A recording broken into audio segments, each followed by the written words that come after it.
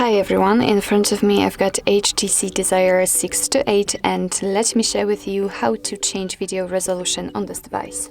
So first of all, let's enter not settings but the camera app. Let's tap on it, and here in this model it doesn't actually matter if you will be on the photo or the camera mode.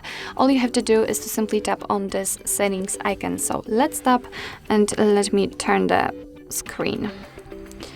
Okay.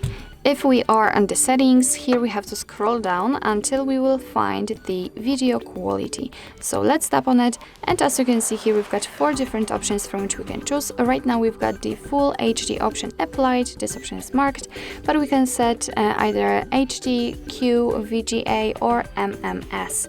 So it's of course really up to you which option you'd like to use, and all you have to do is to simply tap on the one you'd like to set. So let me pick HD, and as you can see we just immediately got back to the camera, which means that our device successfully set the chosen option and will record videos using it.